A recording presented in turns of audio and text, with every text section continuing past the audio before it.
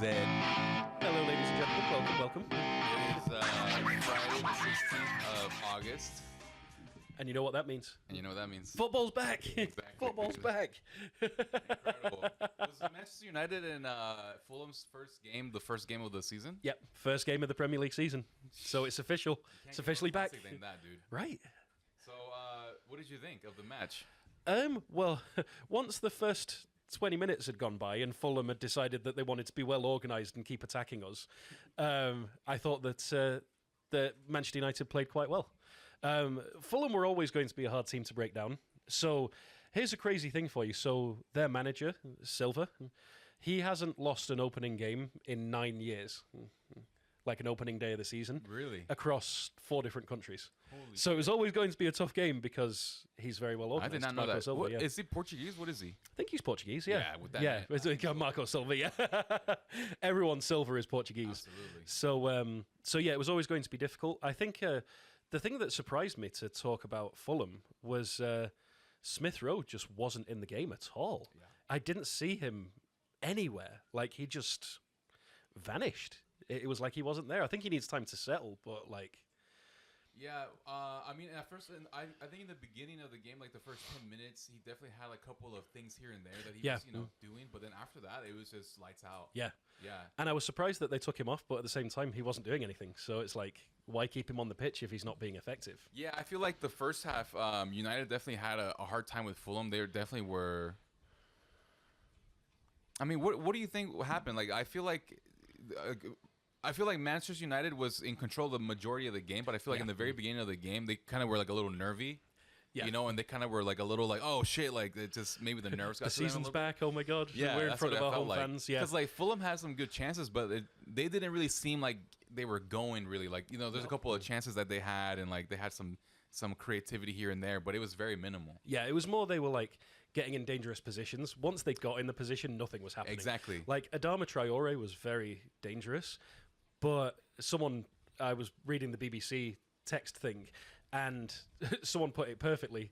He's dangerous with his pace, but he has no end product. Absolutely. And it's like every time he'd run past someone and blast it into Rosette, funnily enough.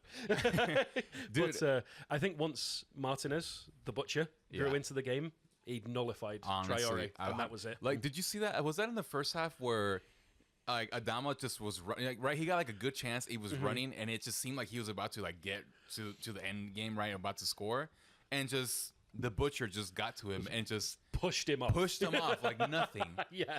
And I'm like, dude, Adama is like this huge dude. I mean, he's not like the tallest, but like he's fucking built.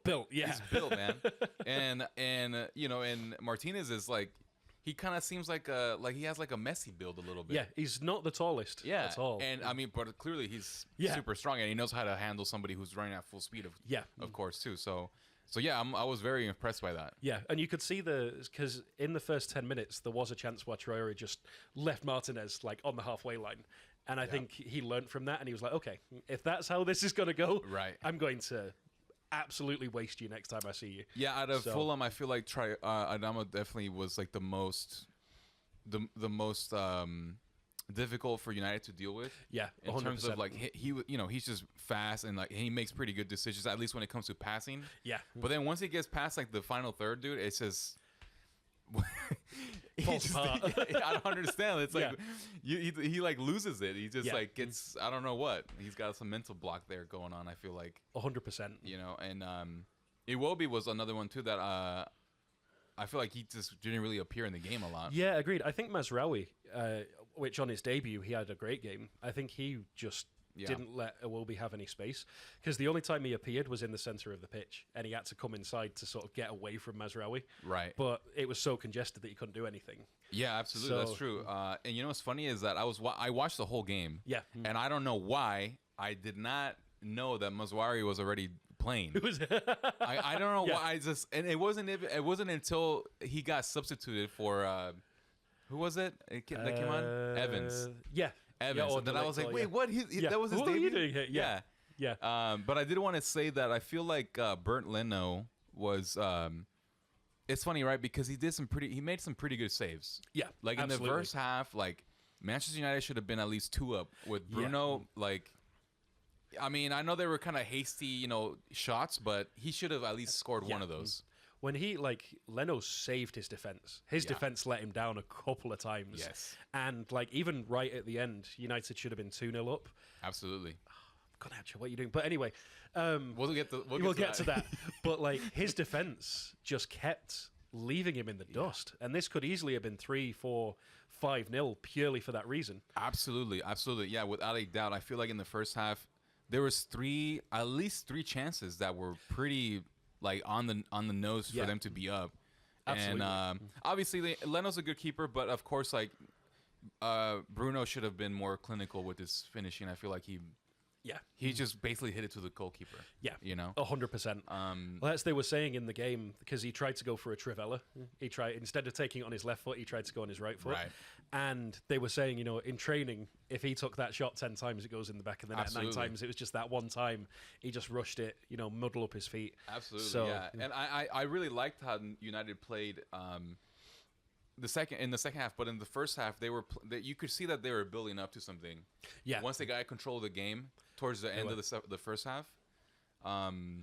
So let's talk about the second half. What did you think of that? Second half, I thought United was in control. Yeah. I don't think there was any point. There were a couple of times where Fulham got us on the counter-attack because they were quite happy to sit back and just let us, do our thing.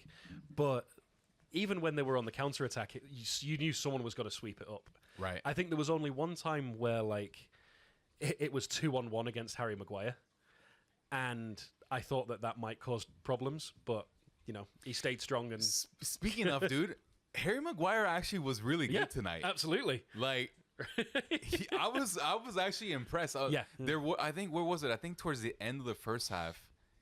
I even texted you about this. Yeah. I was like, Maguire just made a very crucial interception. Yeah. I think maybe Adama got the ball and he was gonna hit it over to, I don't remember who it was. Either Iwobi or Muniz, probably. Yeah, either one of those two. And Maguire stuck his foot out while he's running away, and he was able to intercept. But if he didn't get that ball, it would have been a goal. Yeah. Yeah, it would have been a goal 100%. So I was impressed, man. I was like, man, he's doing something at least. Yeah, I think Harry Maguire, he is the meme. He is the everlasting meme. Yeah. But with him, the Butcher, Delict, we've got a decent, and even honestly, Lindelof isn't a bad backup. And old man Johnny Evans, for backup matches or Europa League or whatever, they're not bad reinforcements to have, So I think for the first time in a bloody long time, we've actually got a handy defense. Yeah, I think it's important to remember that there's a reason why Maguire was very expensive. Yeah. And why he is still at Manchester United, even though, he gets a lot of hate.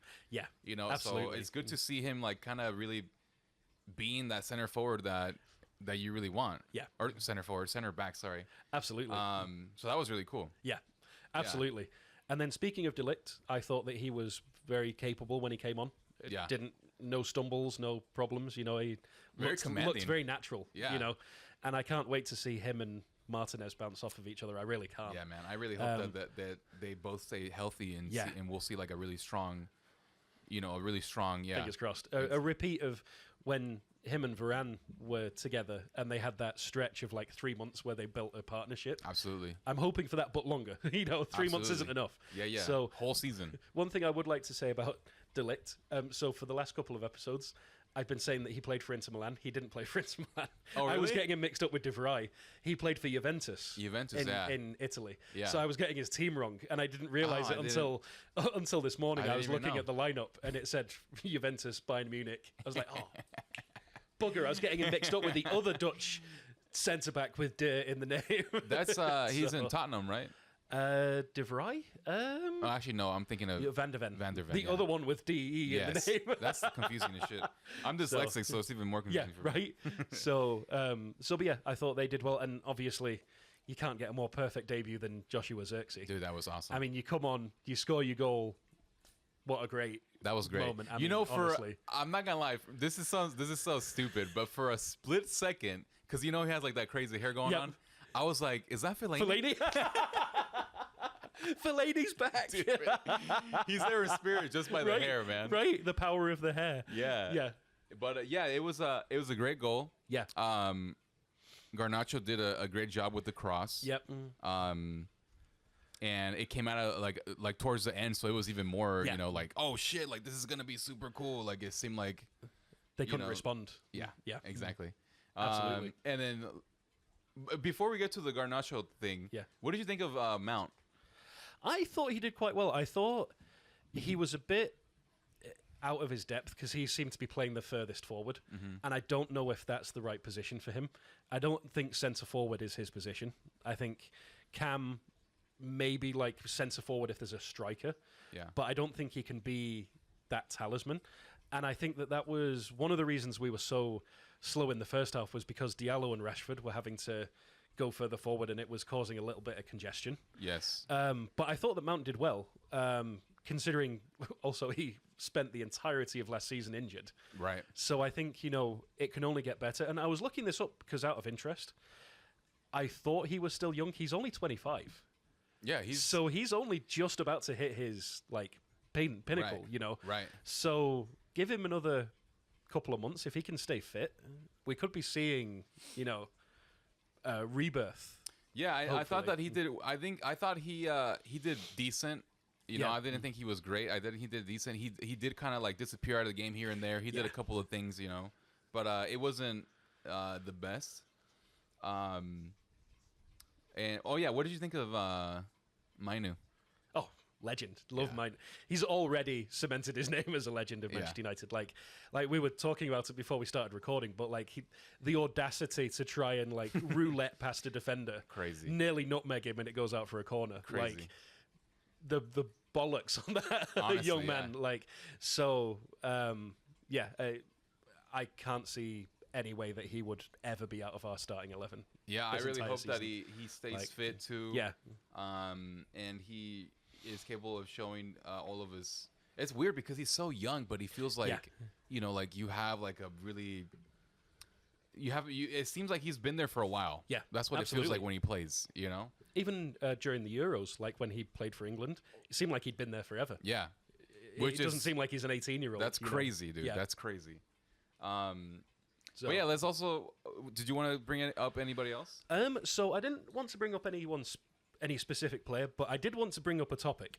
Yes, please do. So I thought this would be interesting. So, like I said earlier, I was watching the game. I had it on my phone, even though I was at work, but that's besides the point.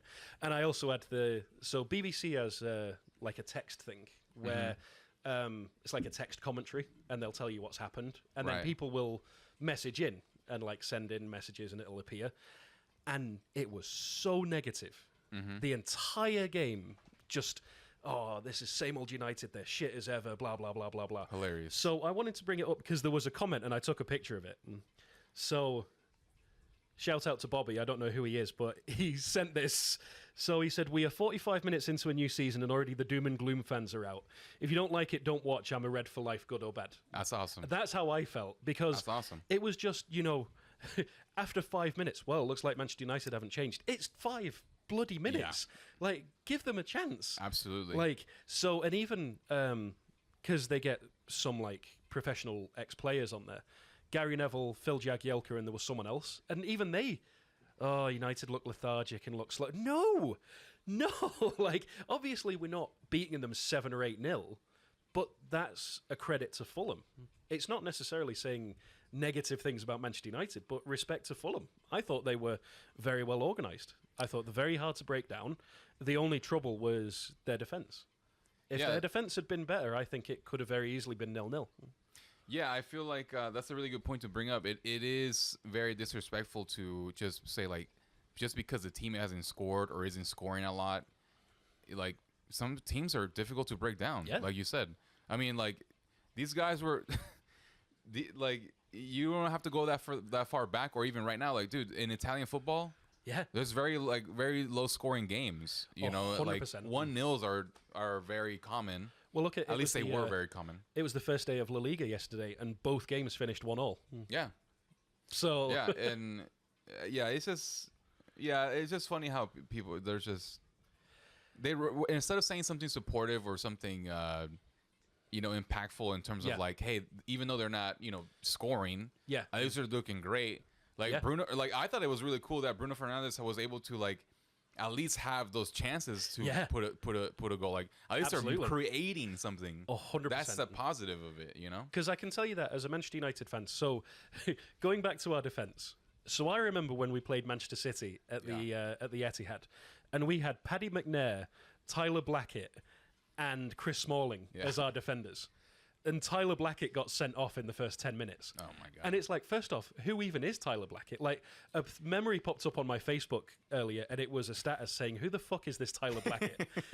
And so we've gone from Tyler Blackett and Paddy McNair to at least Harry Maguire. Absolutely. And Lisandro Martinez. No, they did and great. Even, like, I remember the era of Louis van Gaal, where we'd have 79% possession, but it was all backwards. Yeah. Because it was constantly pass around the defence. It was very Italian football, you know, build up and then break. Right. But it doesn't half put you to sleep. No. Especially if you've woken up at 4 o'clock in the morning to watch Manchester United play. And all of a sudden, Schneiderlin and Blind are passing it around the back. It's fucking boring. So we've gone from that to having this team where it's not even our full starting 11. De Ligt was on the bench. Højlund's injured. Euro's injured. Yeah. And we're complaining because we couldn't break down a well-organised Fulham side. I think it's fantastic, personally. No, I mean, like, you know, the majority, not majority, I feel like all of Premier League teams are, dude, they're stacked. Yeah, absolutely. They have great players, man. Well, Like, you look can't... at Fulham right there. So you've got Iwobi, who was, I think he was at Chelsea. He was a mainstay at Chelsea for a while. He was. Smith Rowe, you know, he was in the starting 11 at Arsenal. Right. Andreas Pereira, he was a starter at Manchester United for a while. Adama Traore, you know, he got his break at Barcelona. Leno, he was Arsenal's #1 goalkeeper. Yep.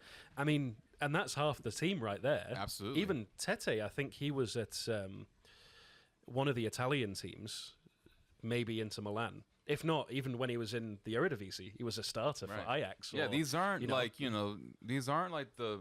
No, they're not scrubs. They're not, dude. Yeah, absolutely. Like, Fulham is and also their coach is... Marco Silva, absolutely, great. Yeah. And the fact that that's like, what did you say, 9 years? Yeah. I mean, that's crazy. He hasn't lost an opening day game in 9 years. That's and that insane. Stretches into Greece as well. So, yeah. Absolutely. So, I think that... Sorry, go ahead. Finish your... Oh, no. I was going to say, I think it's, you know, it's a credit to Fulham, and it's also something to be very proud of as a Manchester United fan, hopeful for the future, you know. That is something that we should say, like, we are not here to you know, talk shit. You know, like, we want to bring, like, the greatness of what is, you know, football in terms of, like, you know, United scored 1 goal, and a lot of people were talking like, oh, they look boring or they look flat or whatever. And it's like, dude, they created chances, man. I'm sure their XG was like a little high, I'm guessing, because they had a bunch of chances that they could have scored. Well, hey, let's see if I can find their XG.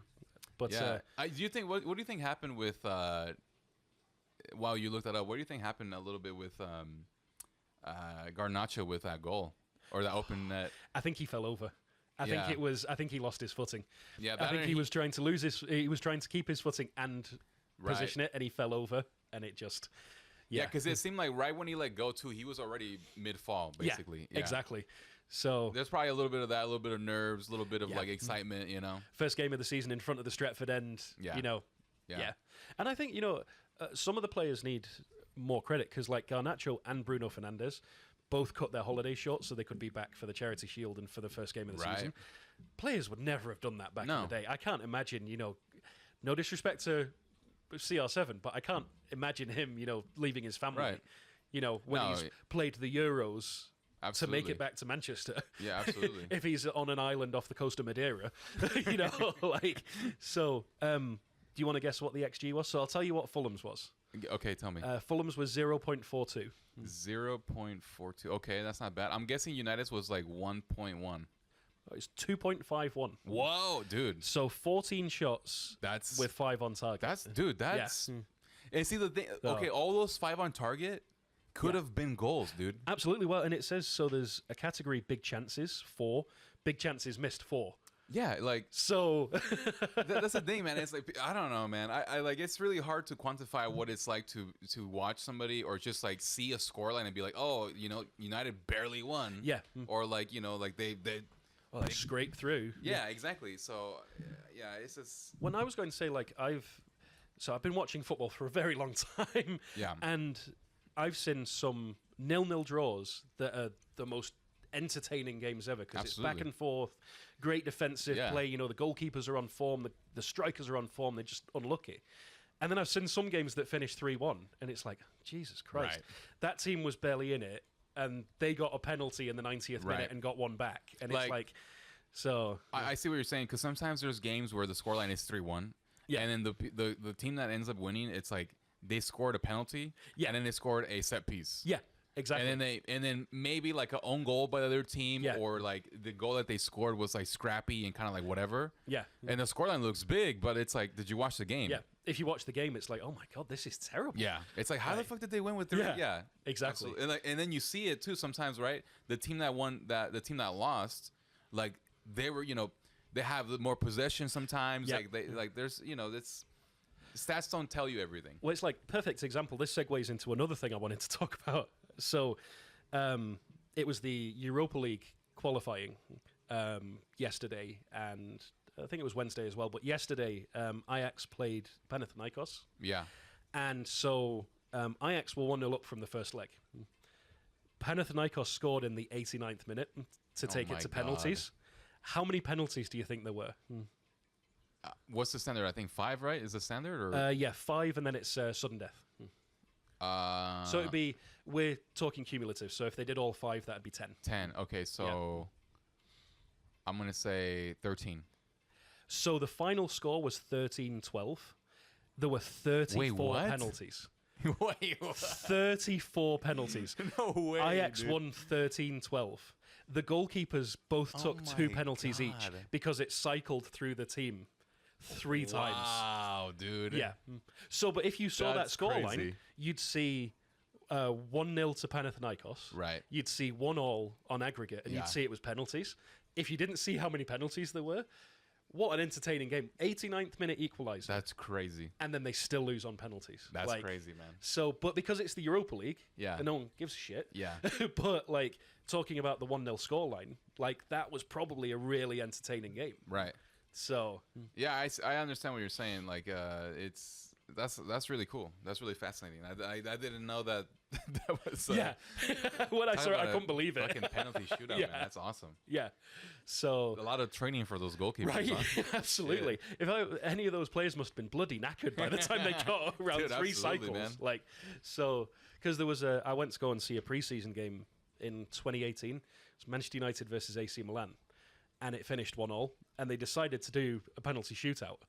Well, the 5th penalty, both goalkeepers decided to take them, missed. So it kept on going. Wow. And it finished after 17 rounds of penalties. Oh, my God. It was bloody terrible because you sat there in the California sun. You just want to go home. Jesus Christ. And, like, the penalties keep on coming. How long is that? Was that like an extra hour? How long was that? Something like that. It went on for bloody ever. Dude, that's... So, yeah. Yeah, because the player has to walk from the side, from like the middle of the pitch over to the Absolutely. And at least this was in a qualifier. That was in a bloody preseason friendly. Dude, yeah, come on, man. So at one point, it's like, all right, just guys, can we just toss a coin for this? Like, what's going on? Yeah, absolutely. So I think that those 2 examples show perfectly how, like, the scoreline can either be very flattering or you know, misleading, and you can't judge a game based purely on what you read if you haven't watched it. Yeah, and it's just, you know, people love to talk shit. Yeah, you know, and like absolutely. It's just it's very easy for you to be an armchair fan. Yeah, you know, oh, why didn't they do this? Well, we're seeing it from a bird's eye view, and we can see the whole pitch. Right. And also, we're sat there. We're not the one that's running around. Yeah. Like, if you're Alejandro Garnacho, and you've just made a 70-yard run and someone hasn't passed you the ball, and you've got to come all the way back, well, you're bloody knackered already. Absolutely. And then you've got to do it again. Yeah, absolutely. And there's no guarantee you're going to get the ball, and you have to do it again. So, fortunately, he's 20 years old and, you know, tip-top shape, but still. There's a lot of... there's so many variables that that come into play when specifically this game where like you can't really control a lot as to what's going on. Absolutely. You know, that's why like there's Tiki Taka and fucking Registas in Italy and stuff like that. Absolutely. So they try the gegenpressing. Yeah, they try to like, you know, make an outcome be that. Absolutely. But it's difficult. It's not easy. And then you got to have the right players and so on. But anyways, did you want to say anything else about the game? No, I think that about covers it. I think, positive signs for Manchester United and also positive signs for Fulham. I think, I don't think they have to worry about relegation, personally. I actually think they could be looking at top half of the table, in my opinion. Maybe not as far as Europe, because you've got to think of the other teams that are there. Yeah. But yeah, I agree. No, I think they both played well. I don't think Fulham is going to be going anywhere anytime soon. No. I would say like 9th or 10th, maybe. Yeah, specifically with the players that they have and the coach that he has, there's no way. Yeah. I am curious to see Ipswich. What is it? Ipswich play. Yeah. When do they play tomorrow? I think, right? They play Liverpool. Oh God. And I think it's the 4:30 kickoff. That's harsh, man. Come on. Yeah, first game. I think it might even be away at Anfield. Oh, Let's man. have a look. Oh no, they're at home. But even still, yeah. So tomorrow we've got Ipswich against Liverpool, Arsenal against Wolves. That should be a good game. Yeah. Everton against Brighton. Everton are probably going to get battered, if I had to guess. Newcastle against Southampton, Forest against Bournemouth, and then West Ham versus Aston Villa. So awesome. And then Sunday, Brentford against Palace, and then big game of the weekend is Chelsea against City. Chelsea, okay. I think City is still. Wait, is that on Sunday? That's Sunday, yeah. Chelsea. Oh my God, that's going to be good. I think City is still going to batter them, but what time is that game? 8:30. AM. Yeah. Shit. So anything that's like around like 8 and just it's too early for you. It's too early, man. That's fucking crazy. Well, just wait until Monday. You've got Leicester against Tottenham at noon. Okay, well. So yeah, I'll watch that. So, yeah, you'll have Leicester and Tottenham, and then Villarreal against Atletico Madrid at the same time. So okay. Did you, just to change the topic real quick? Did you watch the? Well, I actually didn't watch it. I just watched the highlights. The Madrid and was it Atlanta the Super game. Cup? Yeah, I didn't watch it. I saw that Mbappe got his first goal, and was it Vinicius Junior was the other one? It was. No, I don't think it was. It was. What's that? He's a midfielder. Valverde. Valverde. Yeah. Yeah. Okay. It was. Yeah, both of them scored. You know, it's interesting, right? Because like, for example, when you watch that game, like, and you see some of the highlights, like Atlanta has great players. Yeah. Like they could have done something. Absolutely. You know, but like, it's just that little X factor not that little X factor, like that big X factor that Madrid have that just makes the team. Well, it's different. Real Madrid. It's a final. Yeah. Well, it's not a final because it was a one game, but right. Kind of a final. It was for a trophy, and they just got Mbappe. Right. They're not going to fuck it up the first time of asking. They might do it in the Champions League, but they're not going to do it for the Super Cup. Not against Atalanta. No disrespect to Atalanta, but no, not at all.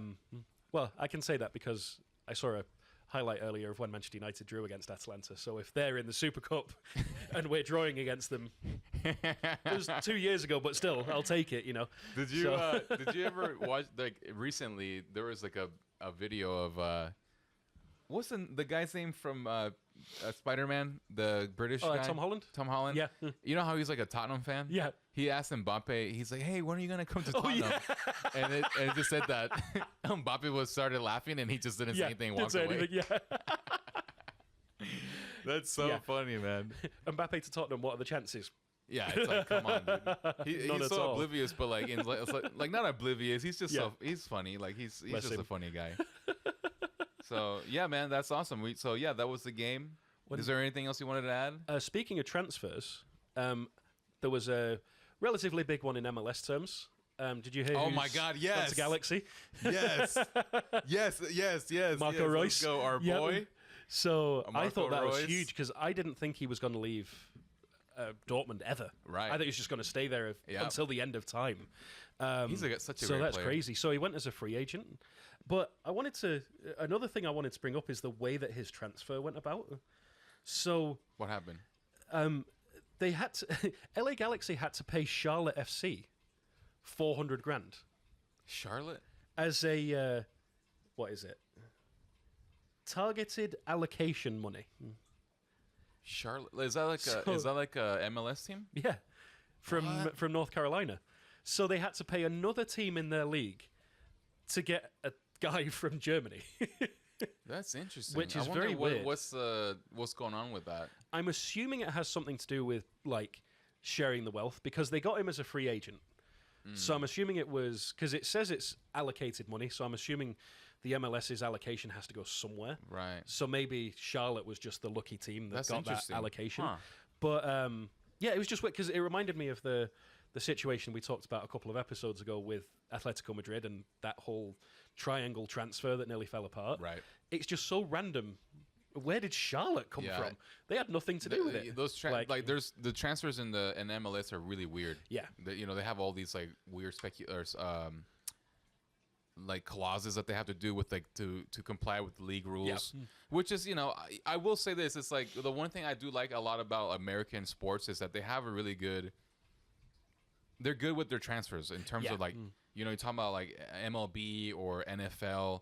Like, they don't allow one team to hoard all these crazy players and, like, have a star-studded team. I like the fact that, like, you can have somebody like the Patriots that has, like, one crazy fucking star player like Tom Brady was, and everybody else is just kind of like, all right, they're all right. Yeah.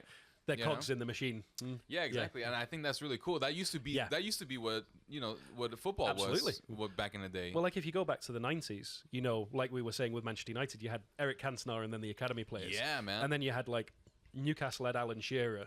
Yeah. And then like I don't know, Arsenal had Thierry Henry. I know they had some other great players, but he was like the talisman. For sure, yeah. And then Liverpool, you had like Steven Gerrard, and then the rest of them were like, I mean, they were all great players, like, but you didn't have a fucking crazy team like Madrid now, and well, that's Madrid has always, because they're called the Galacticos. Right. They've always somehow had a Galactico team. Like there were times when they were less Galactico than others. Obviously they weren't all early 2000s with R9 and David Beckham and etc. But they always had that sort of prowess to always have this amazing team. But everyone else sort of built it differently, So Madrid is they're the exception, not the rule. Yes, absolutely. They're I don't like Madrid, dude. I mean, I don't know if it's because I literally don't know if it's because I'm jealous of them, or because they're just annoying. Well, I find it very hard to like Madrid. Like, as a Manchester United fan, I kind of have to like Madrid because we have a long history together. It's like Bayern Munich. Right. I have a lot of respect for both of those teams because Real Madrid helped us out a lot after the Munich air disaster and like helped the team rebuild. So because of our history, they put on a lot of friendly matches to like raise money for Manchester United to rebuild the team. Shit. So there's been that sort of kinship. Right. And obviously because Munich air disaster, it happened in Munich. So Bayern Munich, there was a lot of kinship there because they helped us out as well. But even so, it's like, I don't want them to win the Champions League again. Ancelotti just pisses me off because he's so bloody arrogant. Like, so... Ancelotti, is he arrogant? He comes across as arrogant. Yeah. Because the thing for me was when he randomly went to Everton. Right. And you could just see he didn't give a shit. No. He was there until Real Madrid gave him his job back. Yeah. That was basically, until Zidane left and they were like, come on, Don Carlo, come back. Yeah, that to was us. a weird one, right? Like, Ancelotti at Everton. Why was he at Everton? That's weird. Yeah, him and James Rodriguez. It's like, why the fuck are you in Everton? Where did this come from? How that in? Like, I don't remember what happened. Did he finish the whole season? I think so. If not, it was very close to the end of the season. Because I don't think he got sacked. No, I think he left of his own volition. Yeah. And Everton did pretty well that season by Everton standards. I think they made it like 7th or 8th. Because they they didn't just buy James. They bought like 3 or 4 players that were like pretty expensive. I can't remember because I think they all ended up leaving with Ancelotti. Yeah, not to Real Madrid, but the same season. James Rodriguez, dude, he's still a great player. Oh yeah, that Copa America that he had. Yeah, insane, crazy. Especially for someone who's playing in Greece. I think he's playing for. I have no idea where he is, honestly. Turkey or Greece or somewhere. He's definitely not in a league that I pay attention to, but he, just came out of nowhere and ran it back as if it was 2014. Yeah. And he still looks like he's that age. He looks exactly the same. Yeah, he looks exactly the same. There's nothing there. It's like Chicharito. Chicharito hasn't aged a day since he left Manchester United. Yeah, dude. They look super young. They have that baby face. You know what I thought earlier you were gonna say too, besides Marco Reus, is about Giroud. Oh, of course. Our boy Giroud did his in LA. Yeah, he did his debut. Yeah, fucking dude, he's so good looking, man. Oh yeah. I saw a picture where, like on Instagram where he's like training, quote unquote training, and he's just looking like a fucking Greek god. You know, like I'm like, dude, why are you Like I see him and I'm like, I need to go work out. Right. Like he's like in his he's in his late 30s. Yeah. And I'm like, why don't I look like that? Like, you know, like what the fuck, man? But then again, it's like that advert that I showed you. You know, I can't help that I'm gorgeous. Yeah, it's honestly, just a natural. He really can't help it, man. He's just like that advert is literally like tailored made for him, man. Yeah. Like, God. So Giroud, yeah, we love you, dude. Yeah. Come say hi to us in Vegas, Absolutely. please. We already said this last time, but still, I want to keep saying it all the Just time. down the 15. Come on. Yeah, dude, come on, man. So Yeah, I guys. think it'll be interesting. You know, Marco Reus and Giroud. Be interesting to see. Yeah, I mean, obviously Giroud's gonna score some goals. The dude is like, he's probably one of the best aerial attackers. Yeah. When he's just like, Ever. when the ball comes to him in the box, he's gonna score. Yeah, he's By hook or by crook, he's gonna there's score. an elegance about Like, him, man. yeah. And he's like he's so underrated. Yeah. I So don't underrated, understand and why. he's the top goal scorer for France. Yeah, Like, at least male I don't scorer. understand why he's underrated like that. Like it just, I don't like, you know, everybody talks about like you know, Holland, and that's Yeah. fine and all. I understand that, right? Or like these Lewandowski and shit. Yeah. So I'm like, what about Giroud? Like he's a great player, you know. So I don't know. That's maybe because he's one dimensional in some sense. Like he's very much like he can do things in the box, so people know that he's really good. So he gets you know, double marked, or he gets like pressured. So when he gets goals, they're mostly just headers. I feel like. But then again, that's the sort of player that you want, because that takes the pressure off everyone else. At least Absolutely. space. So if this guy's got 3 defenders on him, you know, Griezmann's over there, Mbappe's over there. Absolutely. Everyone's focusing on Giroud. Yeah. You know, and it's a bit like, and obviously I'm not comparing them player to player, but another player that got very disrespected is Nicholas Füllkrug, and it's because he is a quote unquote traditional striker. Right. It's not flair. It's not flamboyance. It's just pure power and, you know, physicality. Yeah. It's, I'm in the box, give me the ball, and I'll batter my way through and score. Yeah. Very, I don't know if you've ever heard of a player called Duncan Ferguson. Big No, dunk. he's not the guy in your fantasy league, is he? No, Okay. that's you and Ferguson. Okay. They might, well, I would say they're related, but Duncan Ferguson was Scottish, but there could be some relation there. Too many Fergusons going on. Alex Ferguson. But no, Duncan Ferguson, he's cult hero for Everton, and he was just this big brick house of a Scotsman. Right. And it's like, if the ball was coming in for a header, he'd wallop it in the back of the net. If there was a defender on him, they're just going to bounce off, because he's this big fucking brick house Scottish striker. Now I want to like look to see what it looks like, man. So if you've got, you know, that's very similar to Nicholas Füllkrug, where it's not flair, it's, you know, it's all about the, you know, it's all about the power. Like Right. that picture right there, the one on the right. This one? That one, yeah, that's him in his playing days. Like, How let me see. oh, there you go. Height. That's a good picture. God, yeah. There's a picture of Strangling him just someone. absolutely just murdering this guy. Let's see how tall he is. Oh yeah, he's 6'4". Yeah.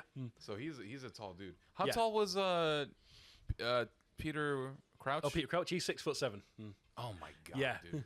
We need So, more of that, man. Where are these tall football players, dude? Like, well, here's a player for you, and this, no one listening or even anyone in the world will ever remember this guy, but Nikola Zigic.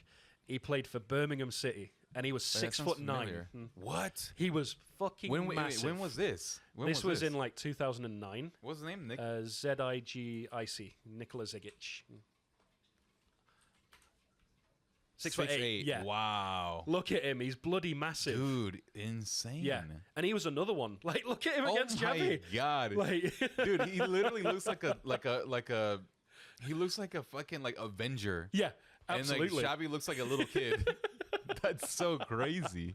So, yeah, he played was for massive. Valencia at one Oh point. yeah, I it was going to seemed say, why is he playing against Xavi? And then Birmingham he definitely went to Birmingham. Europe. Yeah. So that was when Birmingham were actually decent. But yeah, another like, oh my god, look at that picture of him in the Serbian team. Wow. So he's definitely a like streets won't forget kind of player. But yeah, he's another one very similar Dude, to he's Füllkrug huge, in that man. like you Yeah. don't mess about with him. If you're going anywhere near him, you better be ready for war. Like, Yeah, absolutely. I feel like, so- I mean, now like all these, you know, because basketball is becoming a big thing in Yeah. Europe, so they're probably all like snatching up all these super tall players yeah, to absolutely. go to To you know, play basketball. basketball and stuff. Yeah.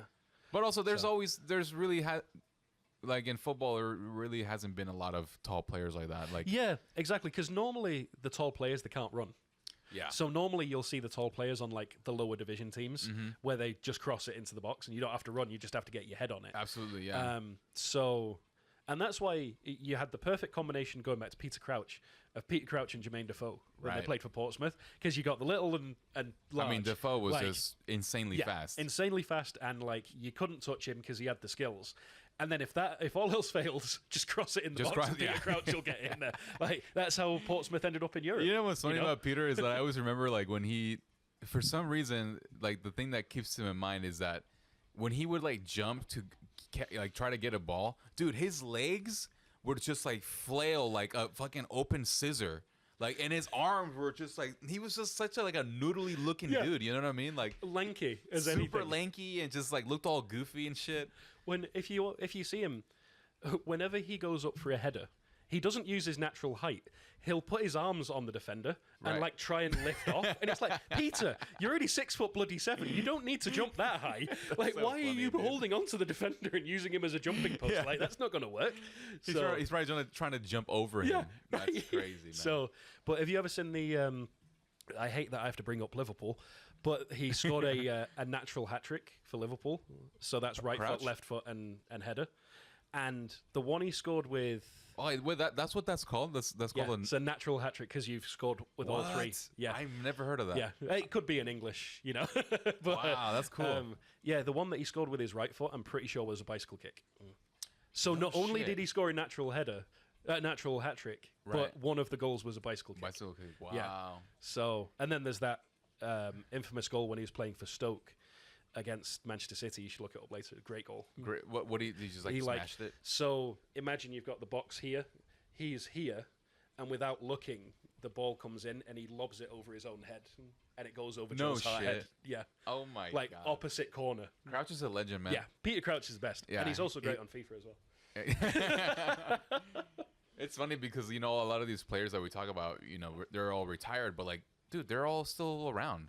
Yeah, and they're all still like, you know, relatively young. Yeah, I mean, Peter Crouch is only in his early 40s. Yeah, he's not an old man by any means. That's that's sports, man. It's like you turn 30, you're old already. Yeah, you know? Absolutely. There's only there's the exception of players that are 30 and still incredible, better than when they were in their 20s and shit. Absolutely. You know. So, anyways, man, this is a good little episode just to recap the game. Absolutely. Talk about football in general. Start of the season, you know. So anything else you want to talk about? No, I think that's good from my end. Awesome, what about yourself? No, I'm good. Yeah. Maybe we can talk about something else in a different pod, but for today, we'll keep it like this, yeah? Sounds good to me. All right, man. Bye, everyone. Bye. We'll talk to you guys later.